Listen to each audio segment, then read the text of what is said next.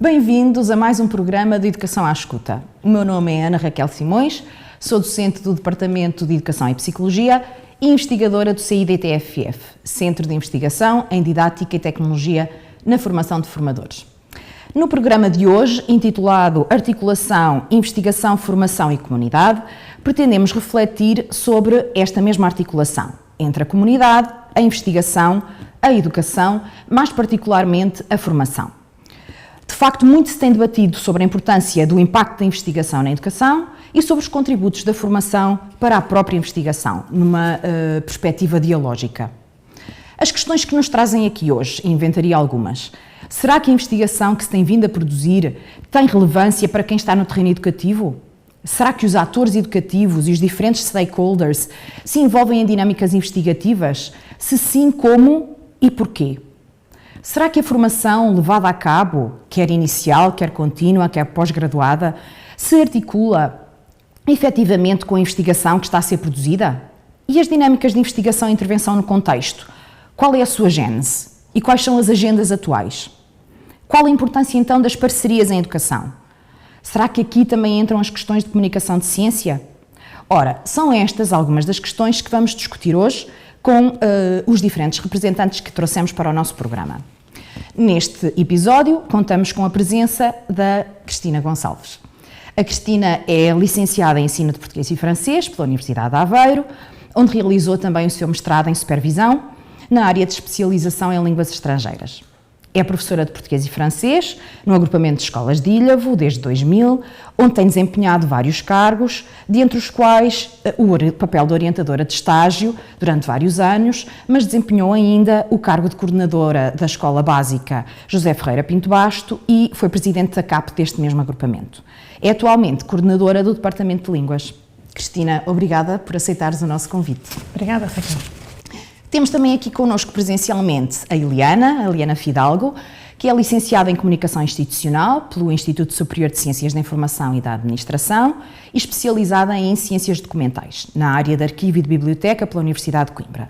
E é atualmente arquivista desde 2004 no município de Ilhavo, onde coordena o Centro de Documentação desde 2018. Tem tido diferentes papéis e tem participado na gestão documental de múltiplos projetos. Também tem sido responsável por atividades de mediação com o público do Serviço Educativo do CDI e é coordenadora técnica e coautora de várias publicações. Obrigada, Eliana, também por estares aqui hoje connosco. O Adérito Tavares, que está connosco à distância, é licenciado em História pela Faculdade de Letras da Universidade de Lisboa e exerceu funções docentes em diferentes escolas, desde o ensino básico até ao ensino superior. A partir de 1991, lecionou, por exemplo, as cadeiras de Cultura Portuguesa, Pensamento Social e Político na Universidade Católica Portuguesa e é sócio fundador da Associação de Professores de História, tendo sido também presidente da primeira direção desta mesma associação. Tem publicado numerosos artigos em revistas, em blogs e é autor também e coautor de cerca de 2 dezenas de livros nas áreas de História, de Etnologia, de Divulgação Histórica e ainda de manuais escolares na área da História para o 3º ciclo do ensino básico e por isso, obrigada, Adérito, pela sua presença no programa de hoje. Muito obrigado também. Ora, agradeço então a todos o convite.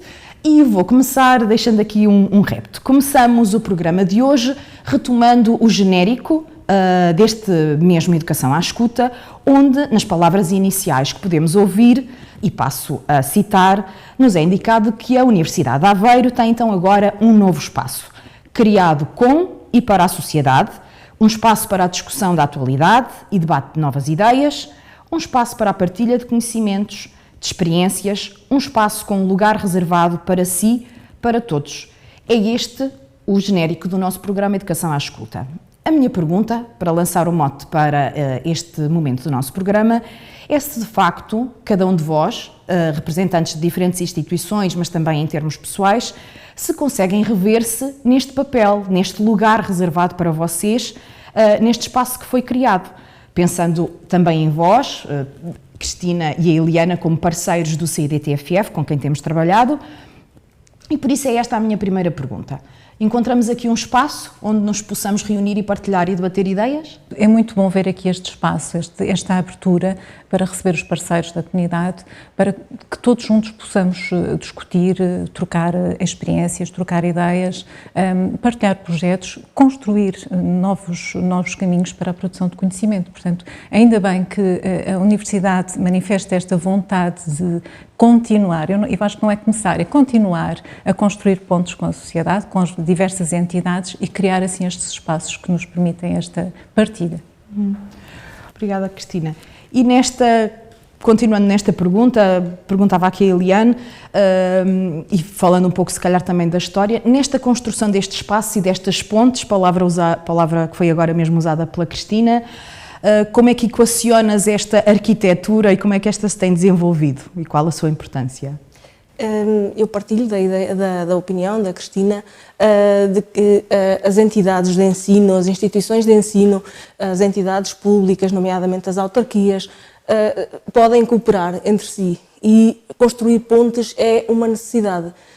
Nós, cada vez mais, para podermos avançar, temos de construir estas pontes, evitar os conflitos, porque através do conflito, ou de conflito de ideias, acabamos por não conseguir atingir os objetivos a que nos propomos, e com estas pontes, aliás, que construir pontes é um dos lemas do Centro de Documentação de Ilhavo, é estabelecer estas parcerias, estas sinergias com a comunidade, mas também com as entidades públicas, nomeadamente as universidades, a Universidade de Aveiro aqui, é uma forma de alcançarmos muito mais facilmente os objetivos, de crescermos em conjunto, de aprendermos em conjunto. Portanto, partilho integralmente da opinião da Cristina também neste aspecto.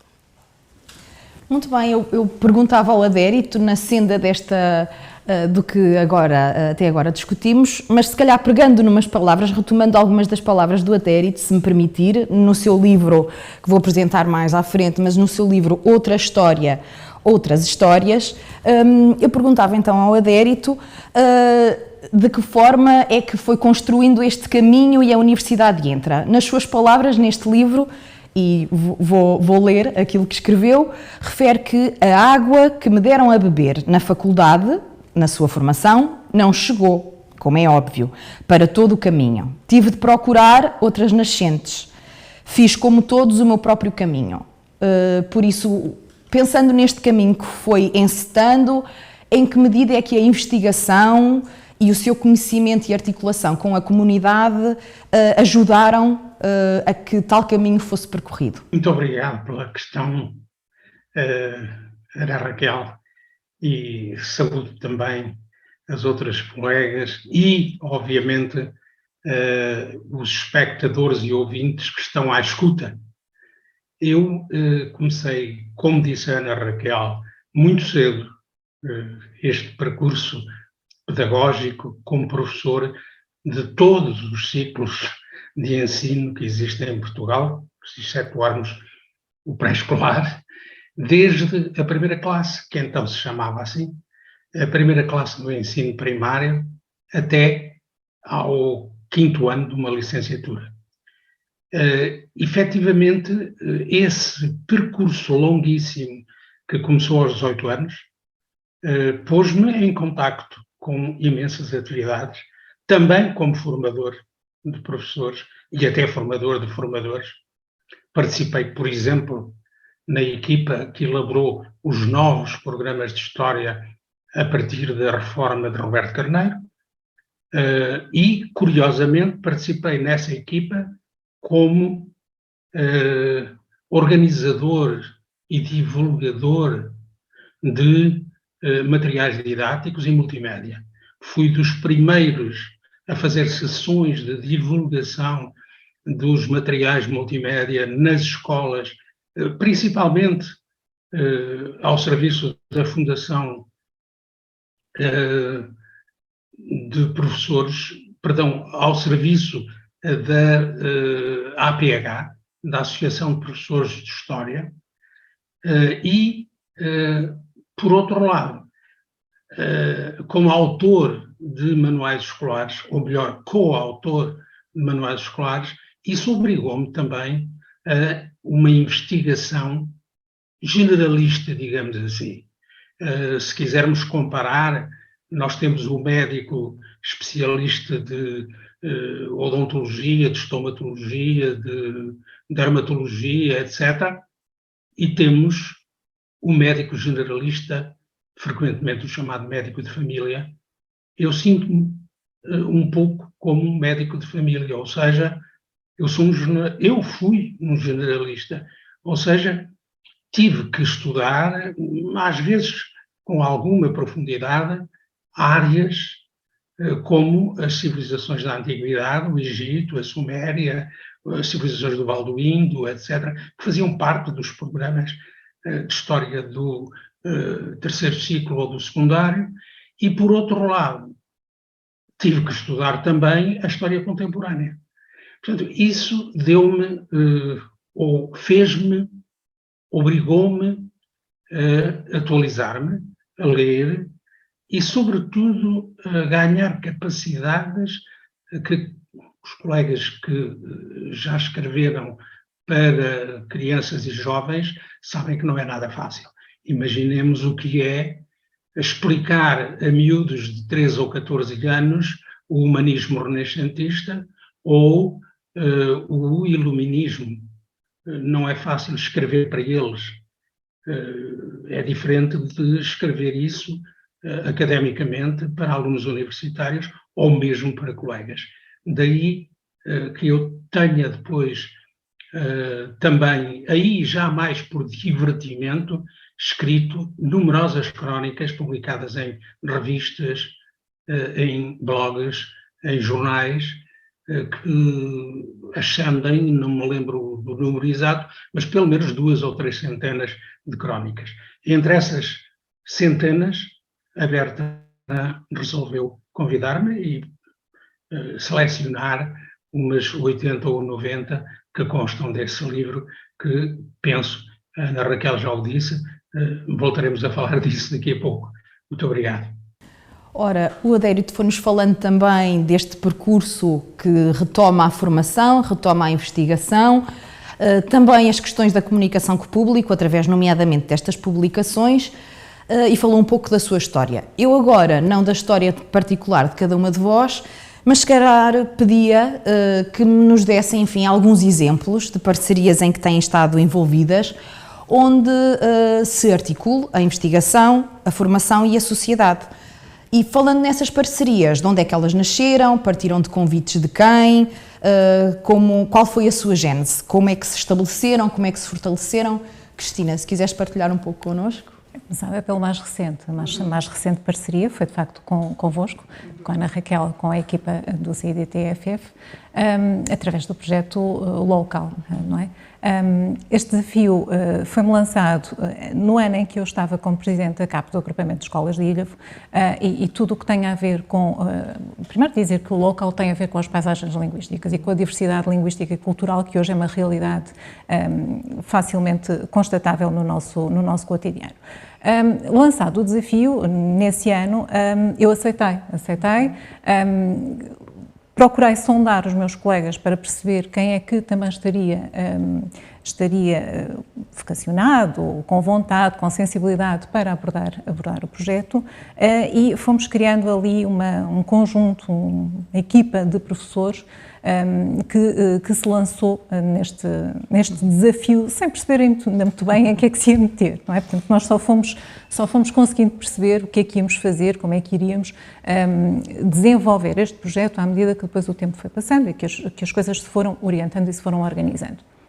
E, de facto, contámos ali depois com o entrave, que foi a questão do Covid, mas eu acho que mais uma vez nós conseguimos demonstrar que os professores são muito resilientes e conseguem dar a volta às situações, e esta foi mais uma destas etapas. E, de facto, em termos do agrupamento de escolas de Ilhavo, nós procuramos logo ali à partida, portanto, dar a volta àquilo que já estava pensado em termos de etapas desse projeto, readaptámos a esta realidade do ensino à distância que vivemos assim nesses 2 anos e mesmo assim com a colaboração das famílias de toda a comunidade nós conseguimos ir fazendo estas várias etapas desse projeto que partiu desta realização no fundo do retrato linguístico do agrupamento e da sua multiplicidade que de facto é cada vez maior, e depois que partiu também das paisagens linguísticas que nos rodeiam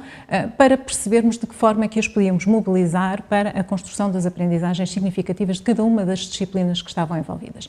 E, de facto, a parceria com a Universidade, com a equipa, foi, uma vez mais, excelente a esse nível, porque contamos sempre com o vosso apoio, com a vossa orientação, com a sensibilização. Vocês também foram ao terreno, vocês também foram à escola, vocês estiveram connosco, em sala de aula com os nossos alunos, na medida do possível. Obviamente que havia outras etapas que ali estavam planificadas e que, por via do Covid, não puderam ser feitas, mas fomos sempre trabalhando em parceria e percebendo o que é que estávamos a fazer e o que é que poderíamos fazer de melhor forma, não é? Portanto, o que é que poderíamos melhorar, no fundo, e para onde é que queríamos caminhar.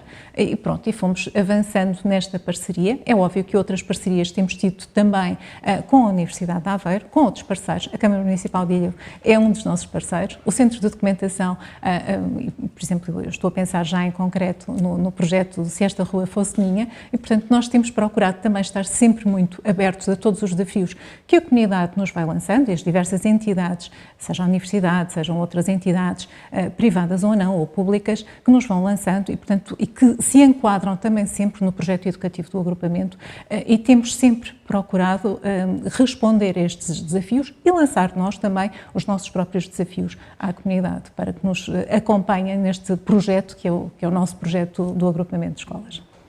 E nesse exemplo concreto de um projeto Erasmus+, europeu, financiado, onde temos diferentes parceiros, no caso do projeto local, existiu também alguma dinâmica de formação, certo? Ou seja, formação dos próprios professores e outras perspectivas enquadradas numa lógica de facto da formação de professores, envolvendo também famílias, acredito, não é? Sim. De facto, essa foi a primeira etapa, não é? Porque este conceito de paisagens linguísticas é um conceito que, à primeira vista, todos nós percebemos de que é que estamos a falar, o que é uma paisagem linguística, mas depois tem outras cambiantes, tem outras matizes e temos que perceber a seguir, desconstruir um bocadinho o próprio conceito e perceber como é que nós a seguir conseguimos mobilizar essa dinâmica, essas paisagens linguísticas para a construção de aprendizagens significativas no âmbito das várias disciplinas. E, portanto, aí, de facto, para nós, professores, aquela primeira formação de sensibilização foi essencial para conseguirmos perceber esse conceito.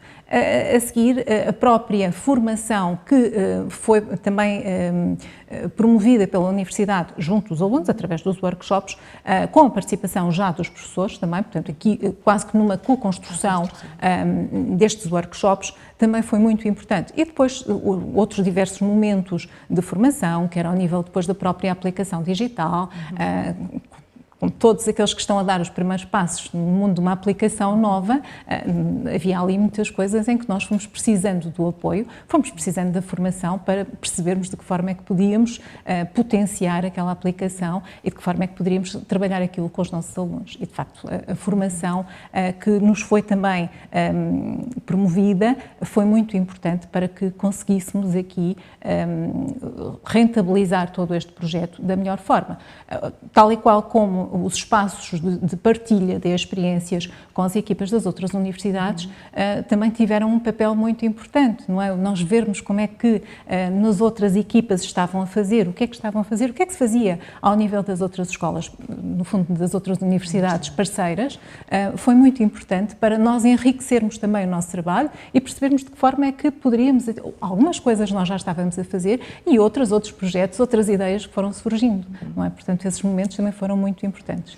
E momentos que até motivaram a participação em alguns eventos, chamemos-lhe de disseminação alargada, com a participação também no nosso fórum do CIDTFF, no último fórum de 2022, ou em momentos de apresentação para toda a equipa internacional, como dizias e bem, onde puderam partilhar e refletir sobre o que alcançaram. Exato. Lembrando que, por exemplo, nesse último fórum estavam pessoas de origens profissionais muito dispares e que fizeram, eu lembro-me, por exemplo, da enfermeira Rita Leal, que fez aquela apresentação maravilhosa sob a forma de poema, não é? Portanto, e que eu acho que foi uma experiência única.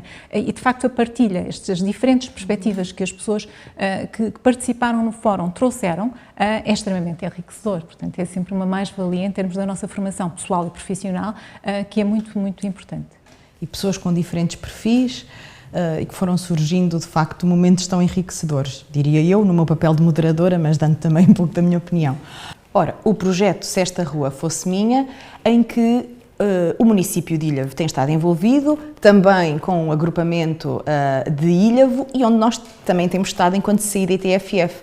Por isso, pegando neste exemplo, Eliana, convidava-te a falar um pouco sobre este exemplo desta parceria e sobre esta gênese, como apareceu, como surgiu este projeto ou outros que queiras destacar, óbvio. Então, antes de avançar com Se Esta Rua Fosse Minha, acho que, para contextualizar, seria importante referir o que é o Centro de Documentação de Ilhavo. O Centro de Documentação de Ilhavo é a entidade municipal, da Câmara Municipal de Ilhavo, responsável pela gestão da informação dos arquivos, quer dos órgãos autárquicos, quer de temática marítima, que é uma matéria tão cara ao nosso município. Mas, para além disso, para além da gestão da informação, o Centro de Documentação de Ilhavo, com o passar do tempo, foi-se apercebendo de que só estabelecendo parcerias, só estabelecendo sinergias com os públicos, os diferentes públicos, é que seria possível alcançar, chegar a uma amplitude maior, chegar ao nosso público-alvo, até porque os arquivos são uma persona não grata na área da cultura, porque as pessoas, se vão naturalmente às bibliotecas ou a um museu, não vão naturalmente aos arquivos. E isso é um desafio para nós. Para quem trabalha em arquivo, é desafiante fazer com que as pessoas vão aos arquivos. Como elas não vão naturalmente, têm de os arquivos ir ao encontro da comunidade. E então é aquilo que nós fazemos. Além dessa gestão base da informação, que é a nossa competência, nós tentamos desenvolver projetos e parcerias que vão mesmo ao encontro da comunidade. E então, há uns anos atrás, remontando a 2018, nós iniciámos um projeto ligado à toponímia do município, cujo objetivo inicial era conhecer as ruas, as praças, as pontes, na sua perspectiva histórica. Saber quem é que atribuiu essa designação, por que motivo, informações deste género, de forma a criar um banco de dados que satisfizesse, em primeiro lugar, o município de Ilhavo, o público interno da Câmara Municipal de Ilhavo, nomeadamente a Comissão Municipal de Toponímia, Urbanismo, Planeamento, etc. No entanto, com o passar do tempo, rapidamente apercebemos-nos de que o potencial destas temáticas era enorme. E então começámos a perceber que havia necessidade de nos ligarmos a um público muito concretamente. E então definimos objetivos, traçámos um caminho que passou pelo convite a diferentes parceiros. A Universidade de Aveiro, através de 3 centros de investigação, um dos quais o CDTI, eu costumo designar, e peço desculpa, por CIDTFF, o ID+, e o INET-MD. Esses foram os três parceiros da Universidade de Aveiro com os quais estabelecemos protocolo em 2020. E o objetivo era que fosse desenvolvido trabalho, subprojetos em conjunto, que pegassem na informação da toponímia, entretanto, já em fase de tratamento, e que transformassem essa informação em produtos e subprodutos que pudessem levá-la à comunidade, que nos pudesse aproximar a nós, Centro de Documentação de Ilhavo, município de Ilhavo, da comunidade, não só interna, como também externa. Para além da universidade, nós estabelecemos também protocolo com a Universidade Sénior, estabelecemos protocolo, temos rubricas na comunicação social, nomeadamente nos jornais locais, no Jornal do Ilhavense, que publica todos os números, em todas as edições, publica informação sobre a toponímia do Concelho de Ilhavo, com o Diário de Aveiro, com a Rádio Terra Nova, que publica semanalmente programas. Todas as semanas sai um programa dedicado a um topónimo do município de Ilhavo. Sei lá, desenvolvemos seminários com estas parcerias todas. Que importa aqui referir também o grande apoio que os agrupamentos de escolas, os 3 agrupamentos de escolas de Ilhavo, nos têm vindo a conceder, o de Ilhavo, da Gafanha da Nazaré, da Gafanha da Encarnação, e depois também com a comunidade propriamente dita, ou seja, desde a Universidade de Aveiro, à Universidade Sénior, aos agrupamentos de escola, à comunicação social e à comunidade, nós temos vindo a desenvolver imensos produtos, seminários, jogos didáticos que permitem levar toda esta informação para as escolas, de forma a enculturar, a educar, a sensibilizar as crianças e os jovens do nosso concelho para esta temática, para a questão de estarem atentos, de conhecerem o território, de sentirem amor, não é? Um sentimento de pertença pela terra onde residem ou à qual têm algum tipo de ligação.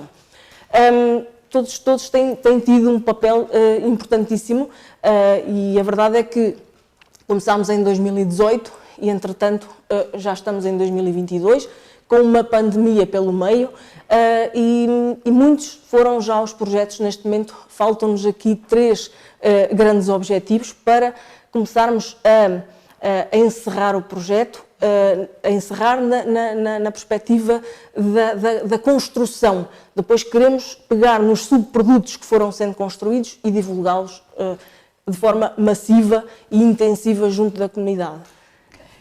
Eliana, e nesse caso do projeto em particular do Se Esta Rua Fosse Minha, que surgiu do Centro de Documentação, onde, como dizias, a Universidade, e neste caso o CIDTFF, foi convidado, por isso, ao contrário do local em que fomos nós que convidámos o agrupamento a fazer parceria, tivemos aqui um convite de uma instituição, de uma autarquia, para fazer parte deste trabalho conjunto.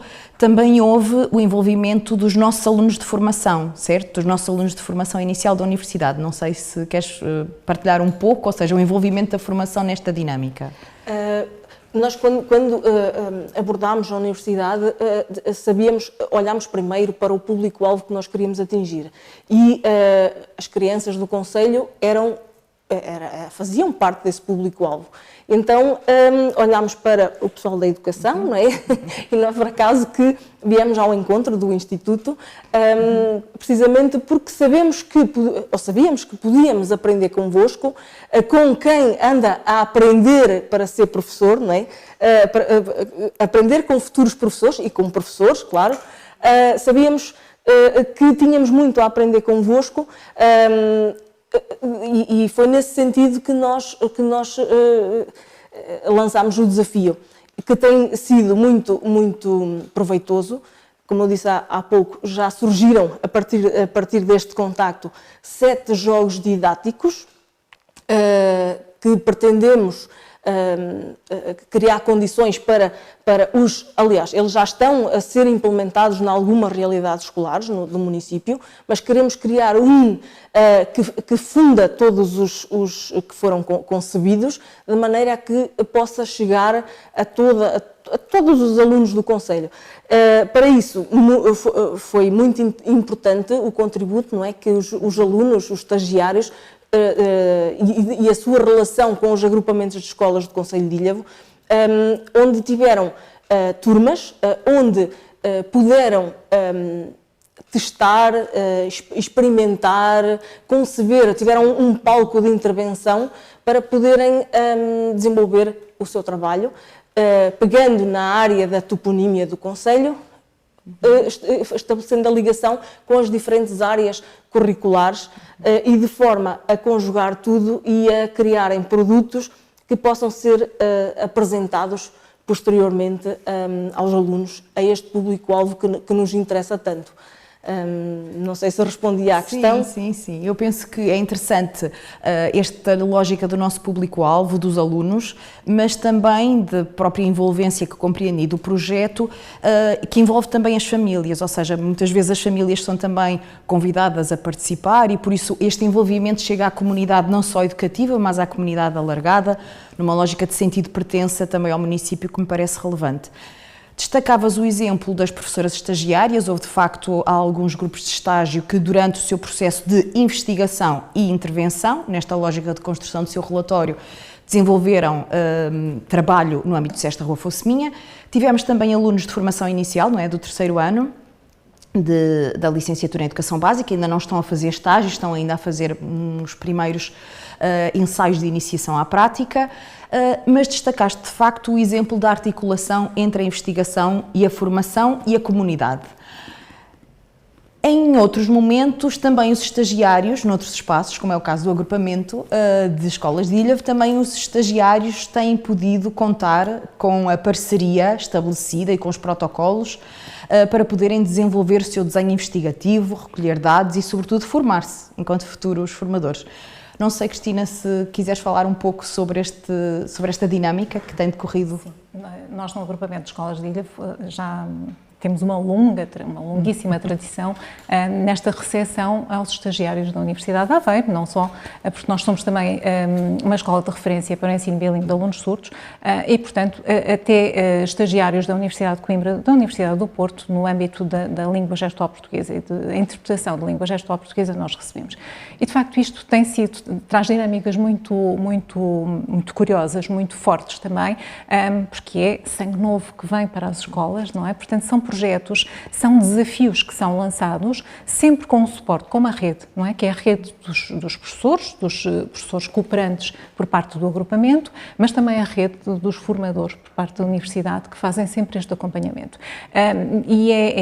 Pronto, eu comecei como orientadora de estágio há 20 e muitos anos atrás, não vale a pena dizer, portanto, mas assim há muitos anos atrás, estou a pensar agora de repente que já foram mais de 2 décadas e de facto em moldes completamente diferentes naquilo que era um estágio nessa altura. E eram também experiências extremamente ricas pela diversidade de pessoas, pela diversidade de metodologias, e que continua a ser, pela inovação que também nos trazem. Estes projetos em que estes jovens, eu vou-lhes chamar estagiários da mesma, portanto, alguns não são, ainda estão nesta fase de formação inicial, mas estas experiências, estes projetos em que eles se envolvem e que trazem para a escola, são muito importantes. Ainda hoje de manhã na escola nós falávamos precisamente de uma experiência deste género, estagiários aqui da Universidade de Aveiro, no âmbito das ciências, do segundo ciclo. Estou a falar assim, uma situação muito concreta. Falávamos hoje de manhã relativamente a um das tarefas, dos projetos que elas desenvolveram com a questão da ecologia, portanto, da redução dos plásticos, etc., e que marcaram imenso os alunos, marcaram também os colegas, porque os próprios professores, não só os professores cooperantes, mas os outros professores, estavam ainda hoje a referir-se a essa atividade como muito interessante e até uma atividade a replicar. Depois esta abertura também, o facto de, através destas dinâmicas de formação, nós estabelecermos depois aqui outras parcerias com o município, com o serviço educativo, com a universidade, portanto, tudo isto contribui também para o desenvolvimento dos nossos alunos, para o desenvolvimento também do nosso projeto pedagógico. De facto, acho que é uma aposta e acho que vamos continuar também por este caminho da parceria com a universidade em termos de formação. E ainda bem que temos instituições como o Agrupamento de Escolas de Ilhavo e outras nossas instituições parceiras com quem podemos contar, em alguns dos casos com um trabalho de orientação desde o pré-escolar até ao ensino secundário, como acontece no caso do vosso agrupamento. Eu se calhar pegava nesta deixa, o adérito foi professor desde o primeiro ciclo até ao ensino superior, como já há pouco nos falou. Será que neste seu caminho, no trilho que fez enquanto professor e também enquanto formador, podia destacar algum exemplo de um trabalho em parceria realizado com instituições diversificadas que pudesse ser de destacar?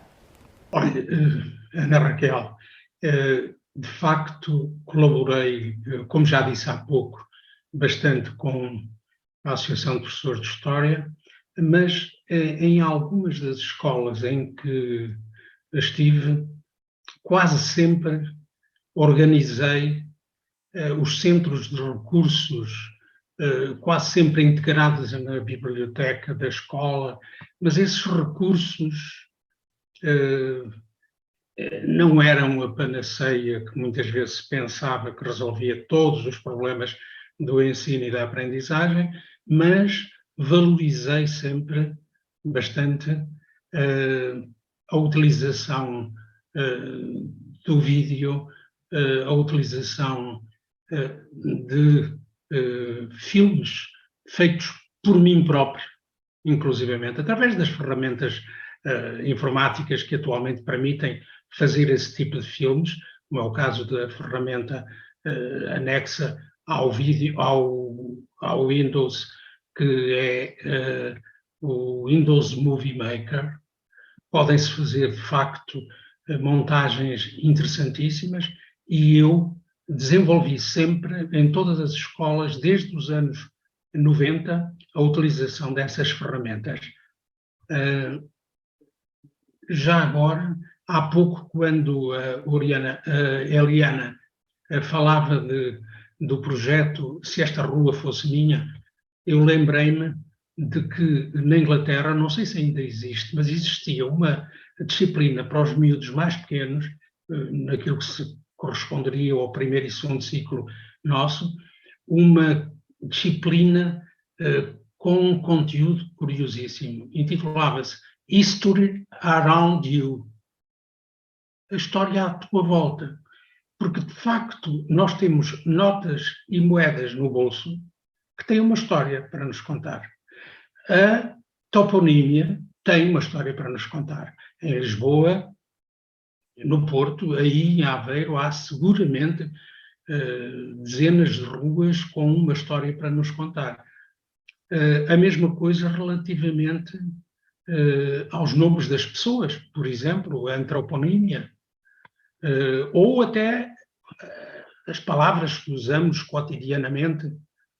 Eu aí, nesse livro de crónicas, o primeiro capítulo intitulei-o Palavras com História, porque realmente, olha, dou só 2 exemplos.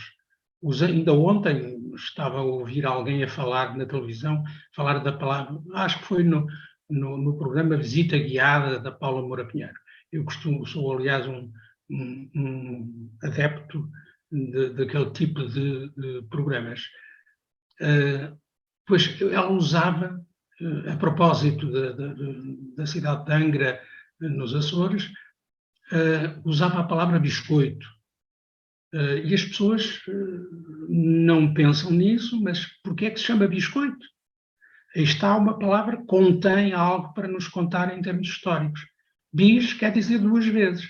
O biscoito era um pão ou um bolo muito seco para poder ser levado nas viagens oceânicas, sobretudo durante a época dos descobrimentos, e porque conservava-se muito bem, porque era muito seco. E porquê é que era assim? Porque era cozido 2 vezes. Daí o bis coctus, portanto, cozido 2 vezes.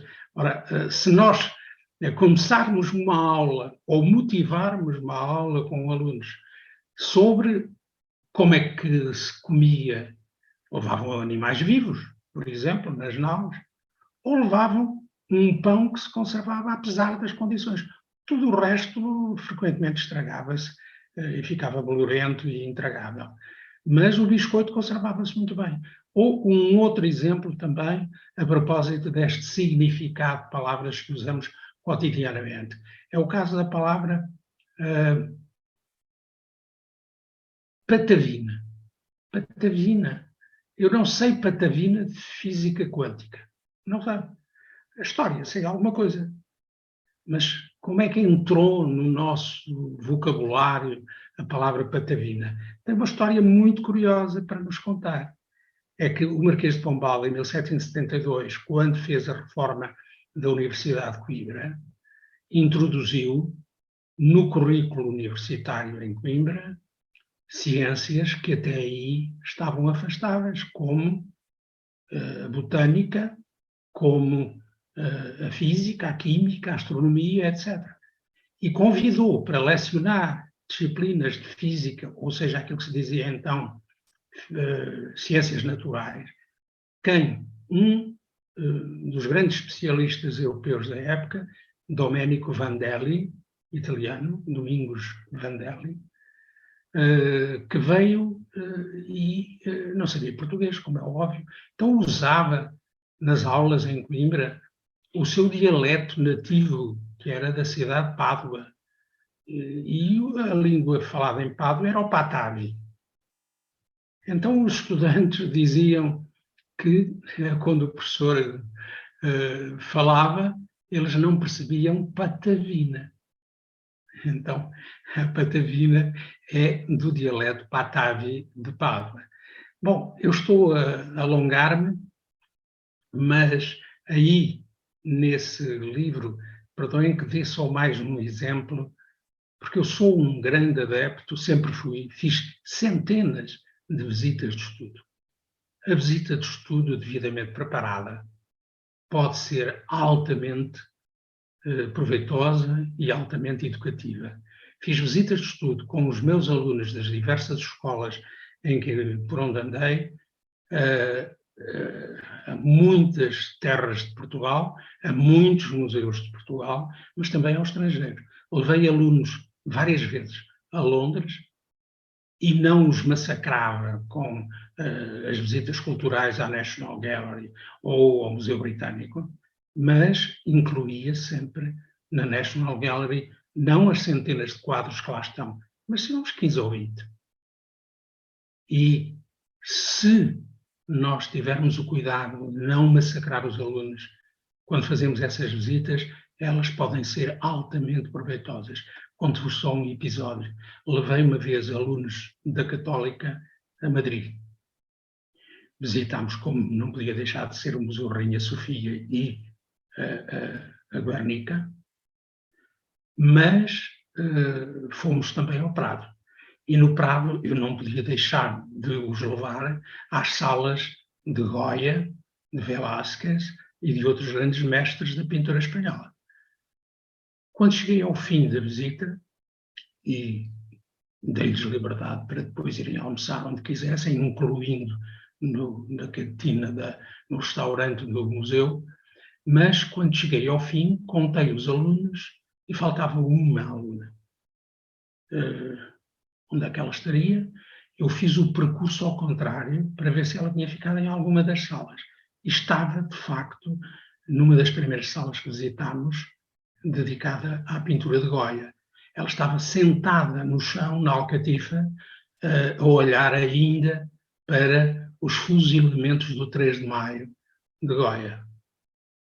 E eu perguntei-lhe, Eduarda, porquê é que ainda está aqui? Já vamos ver o resto do museu. O professor, eu depois explico-lhe.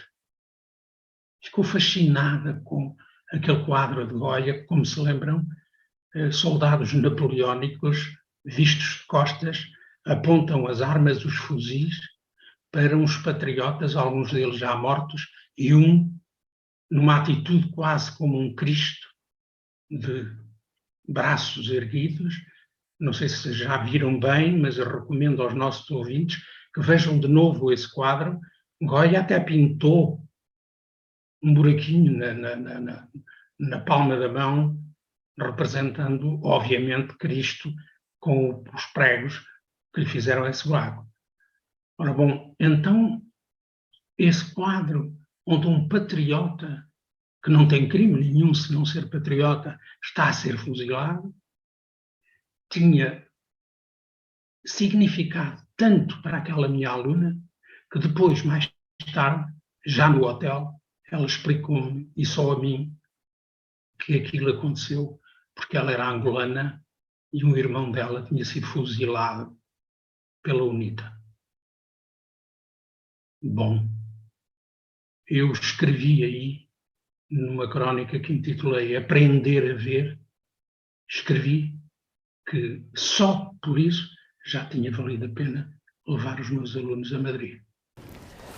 Ora, foram destacados aqui alguns exemplos de trabalho em termos de ensino, no âmbito da educação, e sabemos que a educação é bem mais alargada do que a perspectiva de ensino e de escola.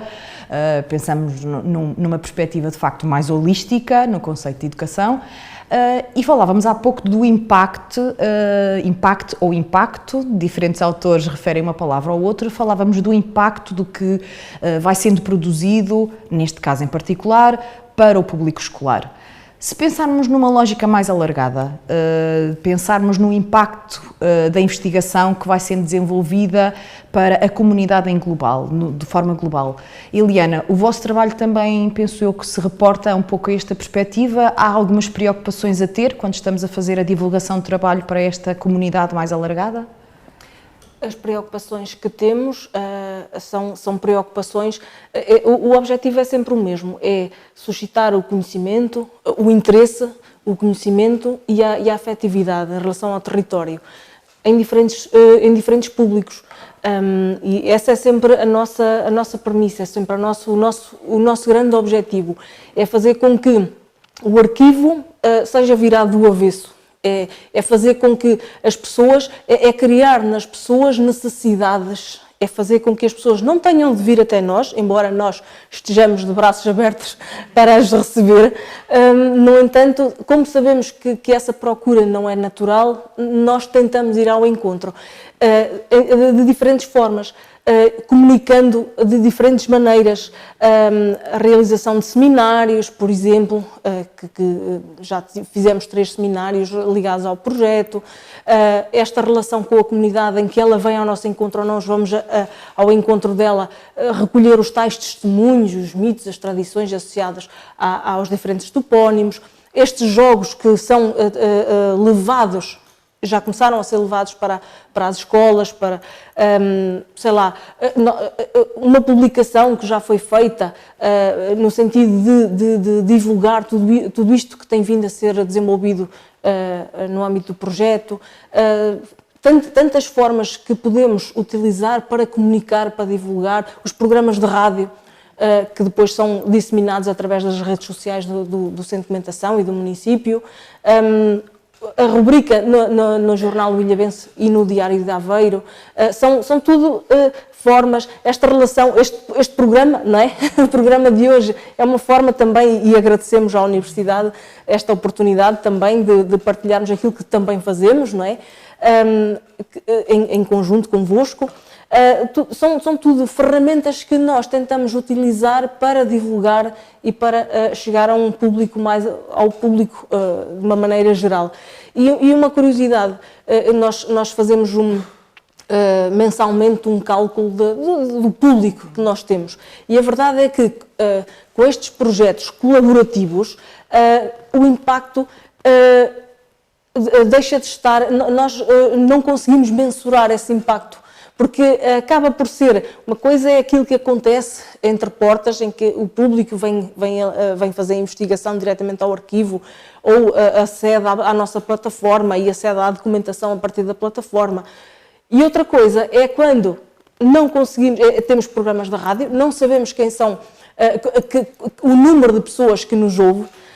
Nos jornais a mesma coisa, nós não, mas sabemos, uma certeza temos, que houve uma explosão, há uma explosão de público graças à divulgação que pode ser sempre melhorada, mas que todas estas oportunidades criam formas de estabelecer relação com o público. Isso é muito bom, é muito gratificante, porque apenas a título de curiosidade, há dias houve um evento com os séniores lá no município e uma colega do arquivo, por curiosidade, perguntou se alguém conhecia ou se esta rua fosse minha.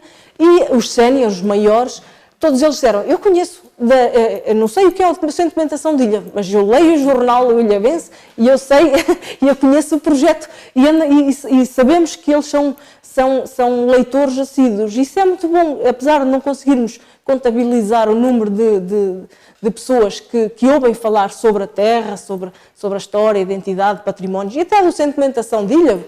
Mas é bom, é uma forma de levar e estes resultados são excelentes e são oportunidades únicas que têm que ser aproveitadas. E ainda bem que tal acontece.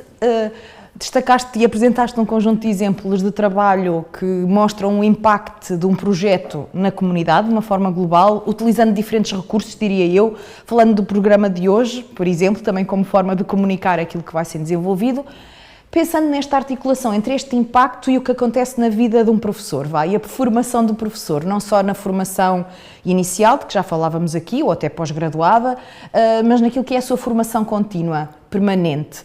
Como é que este impacto pode ter consequência, digamos, em termos do que acontece em investigação, o que acontece nos projetos? No fundo, como é que nós podemos todos juntos, porque num trabalho de co-construção, promover esta formação, atribuindo um maior impacto ao que é desenvolvido em termos da investigação? Mas, de facto, os professores estão, eu diria, aliás, como em qualquer profissão hoje em dia, estamos em constante formação. Eu acho que mal estará aquela pessoa que acha que acabou a universidade, acabou a sua formação superior e, portanto, não precisa de estudar mais, não precisa de aprender mais. Pelo contrário, e a vida vai-nos ensinando que, de facto, nós temos que estar em constante evolução, em constante aprendizagem. E, portanto, é muito importante esta ligação que nós vamos mantendo com a universidade, porque, por norma, a universidade será o centro de produção em termos de investigação, mas é importante enquanto parceira, não é? Portanto, esta ideia de parceria, de construção do conhecimento, porque a universidade, a investigação que é produzida tem que ir ao encontro das necessidades dos professores. Tem que haver aqui esta realidade, esta ligação sempre, esta articulação, para que possamos caminhar, no fundo, em conjunto. E depois uma outra coisa muito importante que a Eliana referiu, que é esta questão da abertura à comunidade, não é? Nós ficamos muitas vezes fechados no nosso quintalinho e, portanto, não sabemos o que é que os outros fazem, mesmo nas próprias escolas, muitas vezes. Nós temos neste momento mega agrupamentos e temos agrupamentos com uma dimensão bastante razoável. Por exemplo, o nosso agrupamento é um agrupamento formado por 9 escolas e, portanto, este conhecimento daquilo que se faz, dos projetos, e levar os projetos para a comunidade, trazer a comunidade também para a escola e dar a conhecer à comunidade aquilo que de bom se faz nas escolas. Isso é muito importante, não é? Porque eu acho que muitas vezes a comunidade não tem noção das coisas que se fazem, dos projetos que se desenvolvem nas escolas e daquilo que se proporciona, muitas vezes, como há um bocadinho o Adérito dava aqueles exemplos das viagens e daquilo que fazia com os seus alunos, muitas vezes são oportunidades únicas que as escolas proporcionam aos seus alunos. E este envolvimento das famílias é também muito importante. Eu não sei se fugi agora um bocadinho aqui à tua questão, Raquel, mas acho que é importante esta ideia central, que para mim é sempre de parceria, mas parceria entendida plenamente na acessão da palavra, ou seja, nós somos pares, portanto, estamos aqui com um propósito, com um objetivo que seja comum e trabalhamos em conjunto para atingir esse objetivo.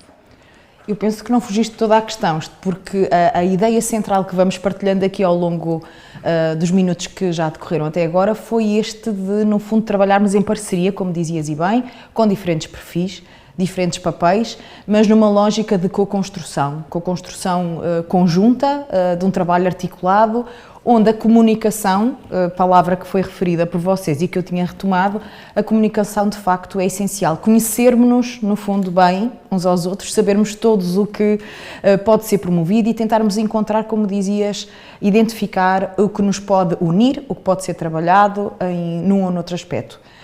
Falamos um pouco então das mais-valias deste trabalho em parceria. Não sei se querem identificar algum outro aspecto acerca destas mais-valias do que é trabalhar em parceria e, numa deixa, porque não podemos pensar, quais são, por outro lado, os constrangimentos, porque há sempre constrangimentos e desafios mais difíceis de ultrapassar. Eu, se calhar, ouvia-vos primeiro e depois, por último, ouvia o Adérito. Não sei se algo que possam querer acrescentar em termos de mais-valia deste trabalho em parceria e, por outro lado, algum constrangimento que possa surgir. E os constrangimentos resultam, em primeiro lugar, de alguma falta de tempo na vida dos professores. Os professores, neste momento, têm uma sobrecarga de trabalho e muito trabalho burocrático que, às vezes, condiciona o tempo que podemos dedicar aos projetos. não é? Portanto, este é, para mim, um dos principais constrangimentos. Depois há aqui uma outra questão, que é a própria agenda dos investigadores, que às vezes não está muito, e desculpem, mas que às vezes não está muito coordenada, articulada com aquela que é a agenda das necessidades dos professores. E, portanto, é este trabalho que nós também temos que ir fazendo para percebermos e para irmos articulando e fazendo esta ligação de agendas.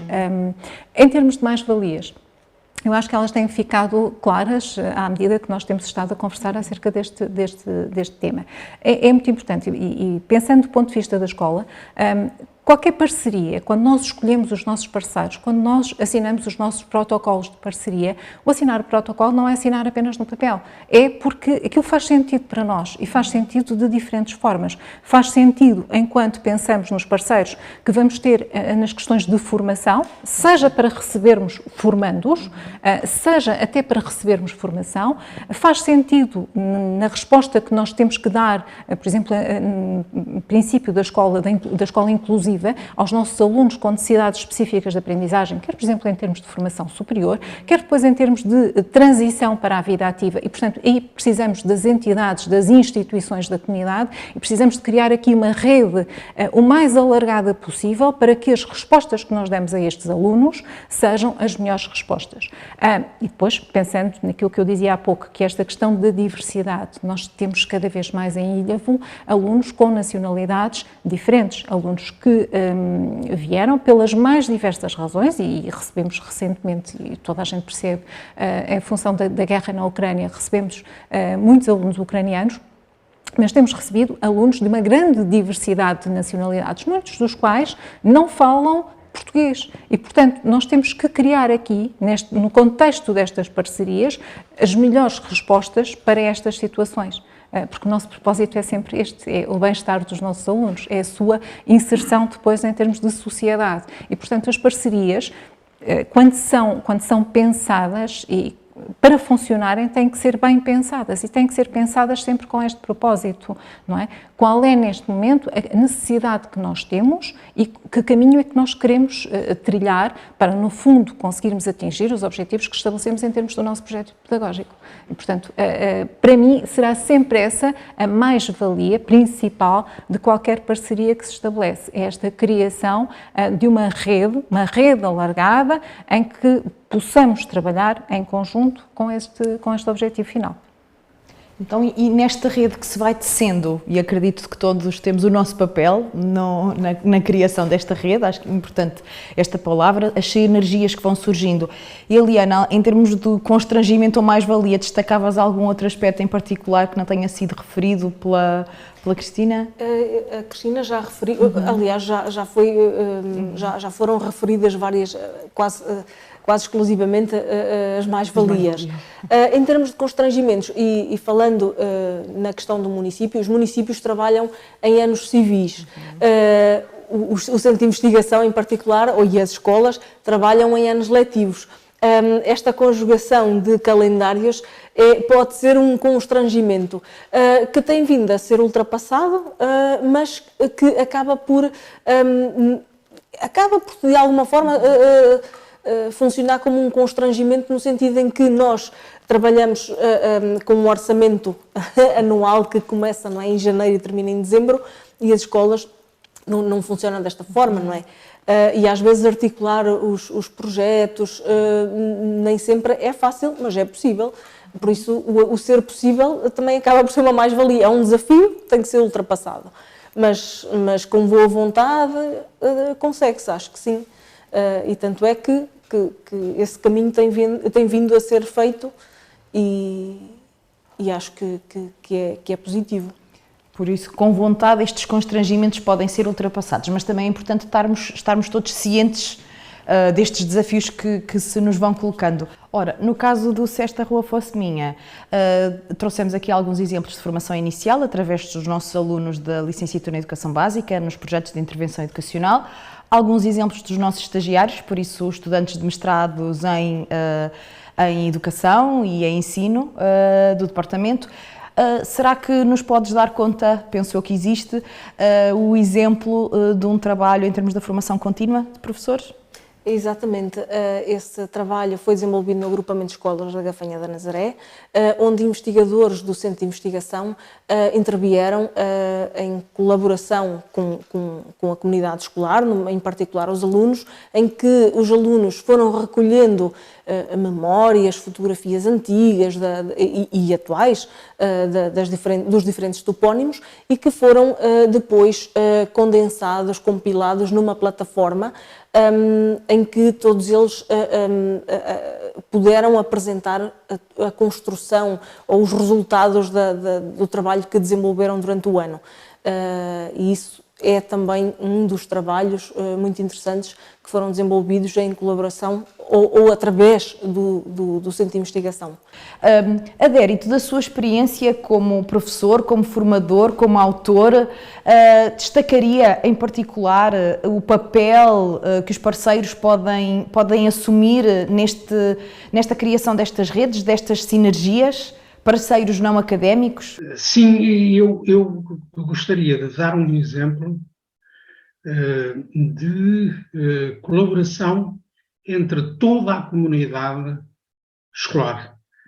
Em primeiro lugar, os alunos, os professores, os pais. Entre as escolas onde trabalhei, há uma que, digamos, me ficou no coração. Foi a Academia de Música de Santa Cecília. Em primeiro lugar, por ser uma escola sui generis que teve desde sempre, foi pioneira nesse aspecto, o ensino integrado da música com o currículo académico normal. Em segundo lugar, porque a escola educou os meus filhos e está a educar agora os meus netos. Logo aí, há alguma coisa especial, é que os antigos alunos põem lá os filhos e até os netos. Isso é significativo. De facto, é uma escola que teve, desde a fundação em 1964, essa preocupação educativa, porque o ensino, através das artes, sejam elas a pintura, a escultura ou a música, como sabemos, transmite algo mais do que o ensino. Transmite maneiras de estar, de ser, transmite personalidade, etc. E, perdão, houve um projeto, eu estive na Academia de Música de Santa Cecília, entrei para lá como professor em 1974, no ano da Revolução. Obviamente que foi um ano difícil em todo o país e também nas escolas, mas adaptei-me rapidamente e lembro-me de ter tido alunos que depois vieram a ser músicos profissionais, que integraram ou integram ainda as orquestras nacionais, a Gulbenkian, a Metropolitana, etc. A Academia, neste momento, tem uma fase, eu diria, excepcional, porque tem duas orquestras, uma de cordas e uma de sopros, tem 3 coros, faz sempre concertos frequentemente, audições finais. Antes da pandemia, realizou 2 ou 3 concertos de Natal na Basílica de Mafra, ao som dos 6 órgãos, coisa rara no mundo, creio que única, 6 órgãos do século XVIII funcionam em conjunto. Nesses concertos foram os professores de órgão e alunos de órgão que tocaram os 6 órgãos, acompanhando um coro constituído por 300 vozes de jovens e crianças. Na Academia de Música de Santa Cecília, eu estive até 1991, ano em que me convidaram a ir para a Universidade Católica, e eu, com pena minha, tive que deixar a Academia. Mas, desde 88 até 91, durante esses anos, eu coordenei um projeto de que gostaria de vos falar muito rapidamente. Esse projeto foi a edição de uma revista a que chamámos ponto e contraponto, que, como sabemos, é a linguagem musical. Então, a revista tinha a colaboração dos professores, fossem eles professores dos currículos académicos de História, de Matemática, de Português ou de Inglês, fossem os professores de música que escreveram nas diferentes números da revista artigos interessantíssimos sobre a sua área de especialidade. E, sem esquecer, os alunos e os pais. Portanto, a revista estava aberta à colaboração da comunidade escolar, toda ela. Infelizmente, não houve continuidade a partir de 91, porque não houve ninguém que se dispusesse a coordenar a revista e assumir esse trabalho. Eu, como já tinha experiência do livro escolar, fazia a função de coordenador, fotógrafo, paginador, etc. Mas não é fácil, e era pontualmente a revista sair, era uma revista com preocupações trimestrais. Às vezes não conseguimos pô-la cá fora no final do trimestre, mas saía pelo menos 2 vezes por ano. E esse projeto, reparem, envolveu toda a escola e a comunidade familiar também. É um exemplo que eu deixo aqui, que quando há vontade conseguimos mobilizar não apenas os nossos alunos, eu tenho inúmeros exemplos de mobilização dos alunos para vários projetos, mas também os próprios pais. Nunca me esquece uma mãe que era professora na Faculdade de Letras de Lisboa, da área das línguas e literaturas, que escreveu um artigo interessantíssimo para um dos números da revista, sobre justamente um assunto que já falámos há bocadinho, a antroponímia, isto é, os nomes. E os alunos adoraram aquele artigo, porque ela explicava o significado e a origem dos nomes deles, dos alunos. A palavra Manuel, o nome Manuel, ou Rita, ou Cátia, só não explicou a origem do nome Adérito. Isso é a minha pedra no sapato. O meu pai pôs-me este nominho vulgar, embora os meus avós se chamassem José Francisco e José Luís, e eu teria agradecido mais se tivesse esse nome. Mas não estou tão descontente como isso. O nome é investiguei eu hoje disso. O nome é de origem goda e significa vencedor. Perdoe a brincadeira. Ora, o Adérito deu-nos o exemplo de um projeto, também ele vencedor, pegando aqui nas suas últimas palavras, o exemplo de um projeto que envolveu, neste caso, uma academia em particular, através de uma revista. Há pouco falávamos do exemplo do nosso fórum anual no CIDTFF, onde tentamos conhecer-nos um pouco melhor uns aos outros e onde pudemos, no último ano, já o destacámos, cuja temática em 2022 foi CIDTFF e parceiros não académicos, que relações e com que finalidades. Podemos então contar neste último ano com a participação através de pequenos vídeos, exemplos que podemos utilizar de também comunicar ciência, se assim entendermos, e trabalhar um pouco na disseminação. Podemos contar com a vossa colaboração, assim como a vossa participação em alguns momentos deste fórum. São eventos que podem ter outro tipo de formatos.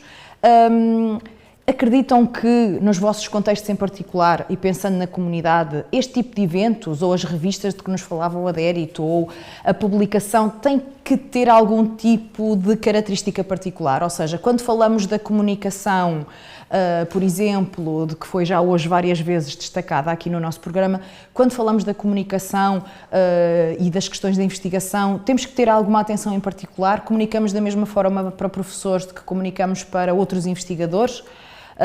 No fundo, quais são as nossas preocupações? O exemplo do fórum, apesar de ser para parceiros não académicos e ter pessoas de diferentes perfis, não teve como público-alvo, sei lá, a grande maioria dos professores do agrupamento. Por isso, Será que temos que ter algumas preocupações em particular neste tipo de eventos em relação à comunicação, Cristina? Eu acho que sim, eu acho que a nossa preocupação fundamental, a preocupação de qualquer comunicador tem que ser a questão da adaptabilidade. Pensarmos em função do nosso público, do público a quem nos estamos a dirigir e, portanto, adequarmos a forma como comunicamos a esse público. É óbvio que se estiveres a falar de um seminário organizado apenas entre investigadores, o tipo de linguagem utilizada, a forma como comunicam, não é certamente a mesma de um fórum, como foi aquele que nós fizemos o ano passado, não é? Portanto, com características completamente diferentes. Da mesma forma, quando nós organizamos um evento na escola, e estou a pensar ainda no último que nós fizemos também um bocadinho na sequência deste projeto, mas depois relacionado com um outro projeto do nosso agrupamento, que era o da cadeira intercultural, em que fizemos aqui a abertura à comunidade e fizemos num outro espaço que não o da escola. Nós tínhamos feito num primeiro momento na escola e depois fizemos no espaço da Biblioteca Municipal, gentilmente cedida pelo município, e onde tivemos em exposição também as cadeiras interculturais feitas por todos os alunos do agrupamento e, portanto, estamos a falar desde o pré-escolar até ao ensino secundário. E, portanto, nós tivemos ali um momento de comunicação, um momento em que nós comunicámos à comunidade, em que abrimos as portas à comunidade para explicarmos um bocadinho o que tinha sido aquele projeto e fizemos-lo de uma forma um bocadinho mais lúdica, com alguns momentos sempre protagonizados pelos nossos alunos, porque eu acho que é muito importante dar-lhes, e eles sentiram muito na pele, acho eu, e vocês estão aqui também enquanto... Eu estive presente. Raquel, enquanto mãe também, com a participação da sua filha, portanto, e que também tem este lado, não é? Esta particularidade de nós vermos na voz e ouvirmos, há um bocado fazíamos aquela ligação entre o ver e o ouvir, não é? Ouvirmos na voz dos nossos alunos e vermos, através das suas atuações, esta comunicação daquilo que é feito nas escolas. Portanto, esta questão da adaptação eu acho que é fulcral, é decisiva, não é? E depois a diversidade. Eu acho que a diversidade é sempre enriquecedora. Seja a diversidade linguística, cultural, seja o que for, é sempre a diversidade, esta partilha.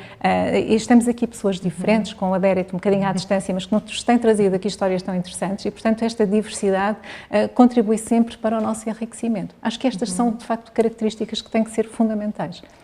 E com outro tipo de dinâmicas, e trouxeste aqui o exemplo de exposições, de momentos lúdicos com a apresentação de alunos e também que se abrem, de novo a questão da abertura, abrem a escola à comunidade, ao público em geral, às vezes também através de dinâmicas estabelecidas até ao público e ao setor empresarial, através de mecenato e patrocínios, como sabemos que ainda agora nós estamos no projeto Sesta Rua também a tentar disseminar. E agora, como quase praticamente uma das últimas questões, eu perguntava, pensamos em termos da comunidade e estamos a trazer aqui diferentes exemplos, e agora se equacionarmos uma organização, digamos, mais ativa ou mais proativa no que diz respeito a políticas educativas a nível nacional, ou seja, será que aquilo que todos nós, educadores, porque todos somos educadores, nesta perspectiva holística de educação, todos nós, educadores, o trabalho que vamos desenvolvendo nesta articulação entre a investigação, a formação e a sociedade, conseguimos, de forma mais proativa, no fundo, chegar àquilo que são as políticas, ou influenciar, ou ter algum tipo de impacto nas políticas educativas? Deve este ser, ou pode este ser um nosso ansejo? Será um desafio? Acreditam que pode estar também na nossa agenda, digamos, de cada um em particular? Quando falamos de política, a coisa é sempre muito complicada, não é? Eu não sei bem como te responder a essa pergunta. Eu gostava muito de acreditar que as nossas vozes chegam aos responsáveis, aos decisores políticos, porque era muito importante que chegassem. Quero crer, continuo a ser otimista e quero crer que conseguimos, se estivermos juntos, em comunidade, em parceria, que conseguimos chegar de alguma forma, conseguimos levar a quem de direito e a quem é responsável pelas nossas políticas educativas aquilo que são as reais necessidades dos nossos alunos, dos nossos professores, das nossas comunidades educativas.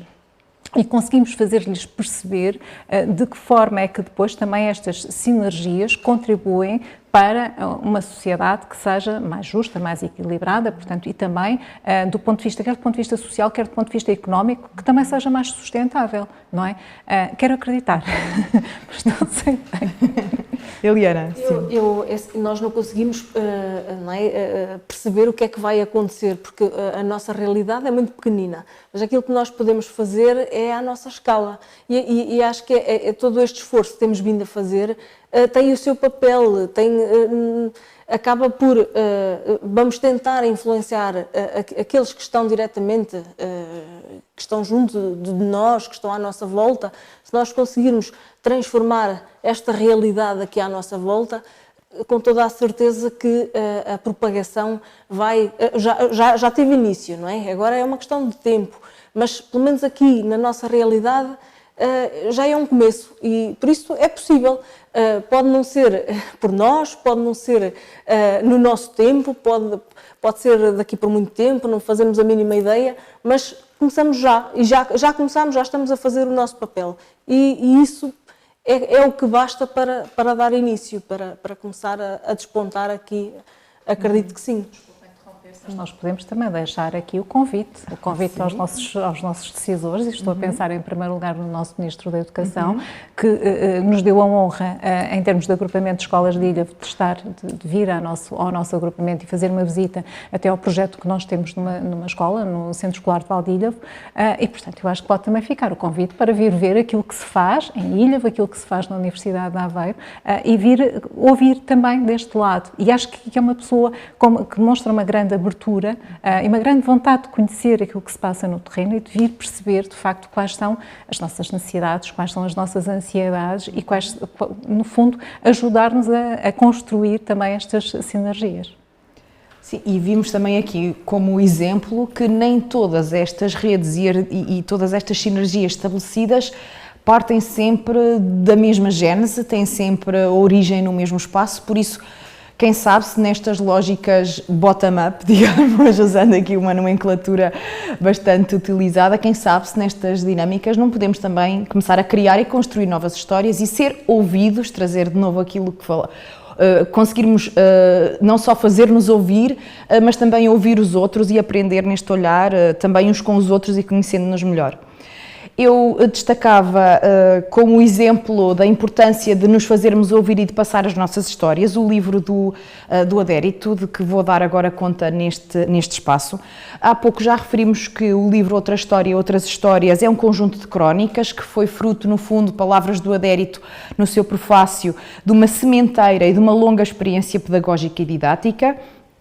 Foram originalmente publicadas em diferentes revistas, jornais e blogs e estão aqui coligidas sobre a chancela da Bertrand Editora. Convido-vos a ler não só este livro como outros do Adérito. Ora, quero terminar agradecendo a todos pela vossa presença, à Cristina, à Eliana e ao Adérito, e retomava as palavras iniciais deste nosso programa, que este seja um espaço de partilha, debate, enriquecimento, um espaço com um lugar reservado para si e para todos.